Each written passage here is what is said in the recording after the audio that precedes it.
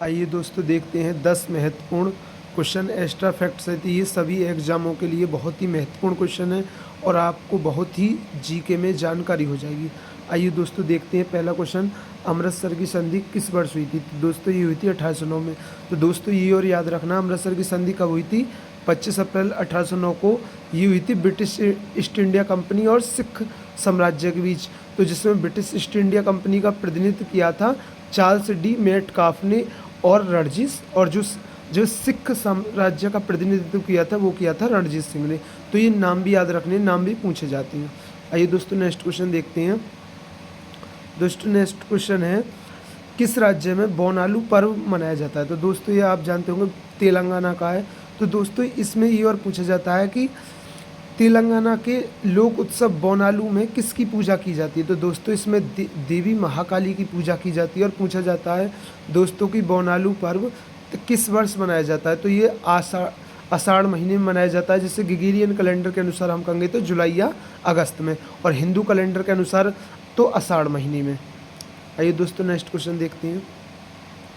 दोस्तों next question है, कोशिका की खोज किसने की थी? तो दोस्तों हम जानते हैं रॉबर्ट हुक ने की थी। रॉबर्ट हुक ने 1665 में कोशिका की खोज की थी। तो दोस्तों एक और फैक्ट पूछा जाता है कि कोशिका सिद्धांत किसने दिया था? दोस्तों कोशिका सिद्धांत 1838-39 में दो जर्मन वैज्ञानिक थे, स्लाइडन और स्वान ने दिया था। तो दोस्तों ये भी याद रखना है। ये दोस्तों नेक्स्ट क्वेश्चन देखते हैं। आइए दोस्तों नेक्स्ट क्वेश्चन है, भारतीय राष्ट्रीय कांग्रेस का पहला अधिवेशन कहाँ हुआ था? तो दोस्तों जानते हैं 28 ये हुआ था दिसंबर 1885 में। दोस्तों भारतीय राष्ट्रीय कांग्रेस की स्थापना पता होनी चाहिए कब हुई थी? 28 दिसंबर 1885 को मुंबई में हुई थी, और मुंबई के गोकुल दास तेजपाल संस्कृत महाविद्यालय में हुई थी। और दोस्तों भारतीय राष्ट्रीय कांग्रेस के संस्थापक कौन है? A.O. ह्यूम इसके संस्थापक है। तो दोस्तों ये भी याद रखना है।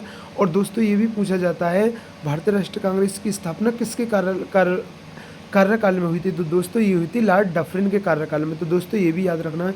और दोस्तों कांग्रेस का प्रथम अधिवेशन हुआ था 28 से 31 दिसंबर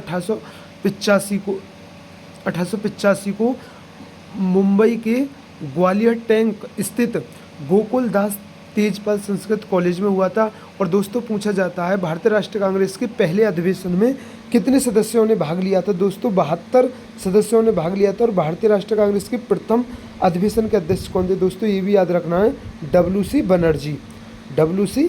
तो दोस्तों ये भी याद रखना है। और दोस्तों एक इसे और फैक्ट याद रख लेना, भारतीय राष्ट्रीय कांग्रेस के जितने भी अधिवेशन हुए उनमें से सिर्फ एक अधिवेशन की अध्यक्षता महात्मा गांधी द्वारा की गई थी। वो था 1924 में कांग्रेस का 39वां अधिवेशन जो कर्नाटक के बेलगांव में हुआ था, जिसकी अध्यक्षता महात्मा गांधी द्वारा की गई थी। दोस्तों ये भी याद रखना है। ये दोस्तों नेक्स्ट क्वेश्चन देखते हैं। दोस्तों नेक्स्ट क्वेश्चन है, दहेज प्रतिषेध अधिनियम कब लागू हुआ था? दोस्तों दहेज लेना रोकना ये कब लागू हुआ था? ये हुआ था 1961 में। दोस्तों ये कई बार पूछा गया, बहुत ही महत्वपूर्ण क्वेश्चन है।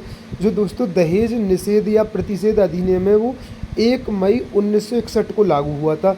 इसका उद्देश्य दहेज लेने और दहेज देने से रोकना है।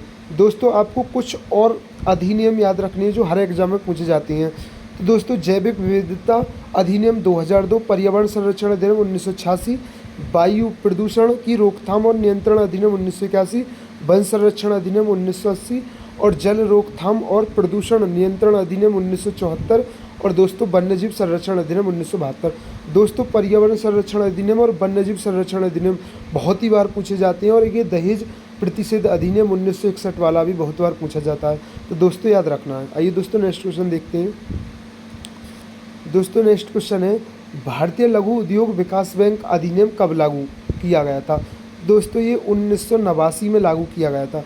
दोस्तों जो हमारा सिडबी है, भारतीय लघु उद्योग विकास बैंक की स्थापना 2 अप्रैल 1990 को, इसकी स्थापना भारतीय लघु उद्योग विकास बैंक अधिनियम 1989 के तहत की गई थी। दोस्तों भारतीय लघु सिडबी की फुल फॉर्म भी पूछी जाती है और सिडबी की स्थापना पूछी जाती है। सिडबी की स्थापना जो हमारा सिडबी बैंक है उसकी स्थापना हुई थी 2 अप्रैल 1990 को, और किस अधिनियम के तहत वो हुई थी? भारतीय लघु उद्योग विकास बैंक अधिनियम 1989, जो आपके एग्जाम में पूछा है।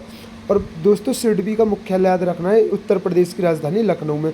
और दोस्तों लखनऊ किस नदी के किनारे है? ये गोमती नदी के किनारे। तो दोस्तों ये भी याद रखना है। आइए दोस्तों नेक्स्ट क्वेश्चन देखते हैं। दोस्तों नेक्स्ट क्वेश्चन है सिंगालीला राष्ट्रीय उद्यान किस राज्य में है? तो दोस्तों आप जानते होंगे पश्चिम बंगाल में। दोस्तों देखो पश्चिम बंगाल के राष्ट्रीय उद्यान एक जल्दापारा राष्ट्रीय उद्यान है, एक सुंदरबन राष्ट्रीय उद्यान है, एक सिंगालीला राष्ट्रीय उद्यान है, एक नेौरा वैली राष्ट्रीय उद्यान है, एक गोरुमारा राष्ट्रीय उद्यान है, एक बक्सा या बुक्सा टाइगर उद्यान है। दोस्तों ये पश्चिम बंगाल के राष्ट्रीय उद्यान है। दोस्तों पूछा जाता है एक सींग वाले गैंडे किन किन राज्यों में पाई जाती हैं? दोस्तों एक सींग वाले गैंडे असम में पाई जाती हैं और पश्चिम बंगाल में पाई जाती है और उत्तर प्रदेश में पाई जाती हैं। दोस्तों 3 राज्यों में पाई जाती हैं एक सींग वाली गैंडे। और दोस्तों एनटीपीसी में पूछा गया था काजीरंगा राष्ट्रीय उद्यान के मध्य से कौन सा राष्ट्रीय राजमार्ग गुजरता है? तो दोस्तों वो गुजरता है N37 राष्ट्रीय राजमार्ग संख्या 37 गुजरता है। दोस्तों ये एनटीपीसी में क्वेश्चन पूछा गया था, तो इसे भी याद रखना। और पूछा जाता है दोस्तों काजीरंगा राष्ट्रीय उद्यान किसके लिए फेमस है? एक सींग वाले गैंडे के लिए। और दोस्तों एक सींग वाले गैंडे भी असम में पाए जाते हैं, पश्चिम बंगाल में पाए जाते हैं और उत्तर प्रदेश में पाए जाते हैं। दोस्तों एक पश्चिम बंगाल में बात करूँ तो पश्चिम बंगाल में जल्दापारा राष्ट्रीय उद्यान में पाए जाते हैं एक सींग वाले गैंडे। आइए दोस्तों नेक्स्ट क्वेश्चन देखते हैं। दोस्तों नेक्स्ट क्वेश्चन है हड़प्पा सभ्यता का प्राचीन शहर धोलावीरा किस राज्य में स्थित है? तो दोस्तों आप जानते हैं ये गुजरात राज्य में स्थित है। दोस्तों धोलावीरा गुजरात के कच्छ जिले के भचाऊ तालुका में स्थित है। और दोस्तों धोलावीरा की खोज किसने की थी? ये की थी 1967 में जेपी जोशी ने की थी। और दोस्तों कई बार पूछा गया है क्वेश्चन कि धोलावीरा नगर कितने भागों में विभाजित था? तो दोस्तों ये बहुत ही महत्वपूर्ण क्वेश्चन है। 3 भागों में विभाजित था। जो आपका धोलावीरा शहर है ये दुर्गा भाग, मध्यम नगर और नीचला नगर इन 3 भागों में विभाजित था।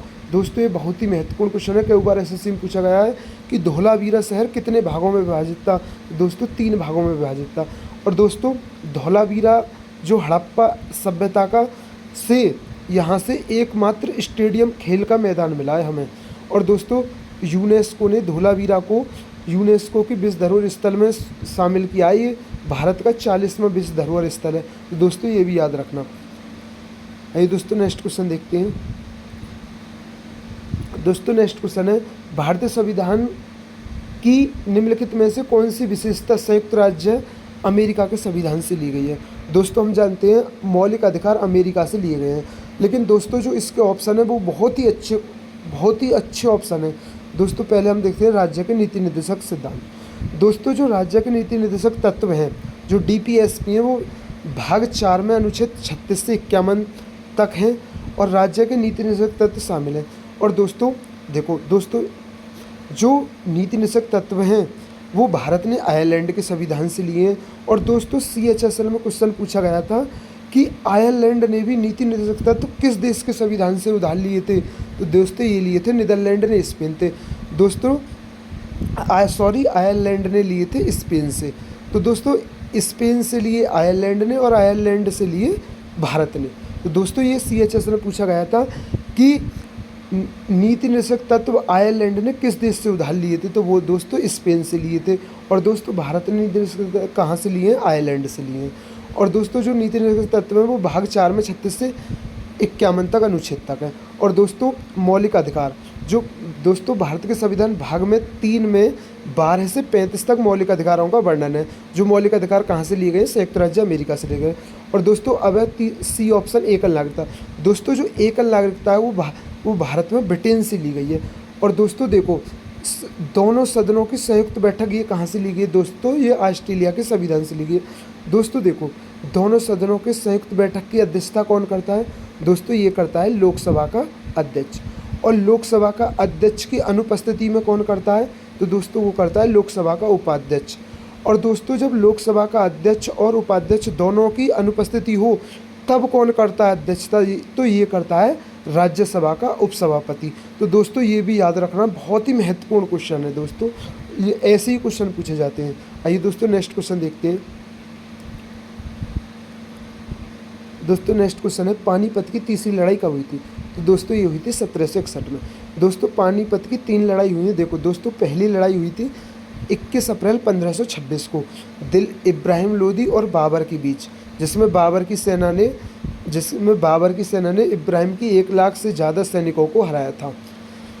दोस्तों पानीपत की पहली लड़ाई हुई थी कब? 1526 में, जिसमें बाबर ने इब्राहिम लोदी को हराया था और लोदी वंश को समाप्त कर दिया था। दोस्तों पानीपत की दूसरी लड़ाई हुई थी 1556 में, अकबर और सम्राट हेमचंद विक्रमादित्य के बीच लड़ी गई थी, जिसमें सम्राट हेमचंद उत्तर भारत के राजा थे और हरियाणा के रेवाड़ी से संबंध रखते थे। हेमचंद ने अकबर की सेना को हराकर आगरा और दिल्ली के बड़े राज्यों पर कब्जा कर लिया था। तो दोस्तों ये भी याद रखना है, इसमें हेमचंद विक्रमादित्य ने अकबर की सेना को हराया था और आगरा और दिल्ली पर कब्जा कर लिया था। दोस्तों पानीपत की तीसरी लड़ाई कब हुई थी? ये हुई थी दोस्तों 1761 में। ये हुई थी अफ़गानों के बीच। उसमें अफ़गान नेतृत्व कौन कर रहा था? उसमें अफ़गानों की तरफ से था, अफ़गान आक्रमणकारी था अहमद शाह अब्दाली, और पेशवाओं के बीच, मराठों के बीच लड़ा गया था। और मराठों का नेतृत्व कौन कर रहा था? सदाशिव राव भाऊ कर रहे थे दोस्तों। तो ये भी याद रखना है। और दोस्तों इसमें मराठों की हार हुई थी, मतलब अहमद शाह अब्दाली ने मराठों को दोस्तों हरा दिया था। तो दोस्तों हमारी वीडियो अच्छी लगी हो तो दोस्तों हमारे चैनल को सब्सक्राइब करें। थैंक यू दोस्तों।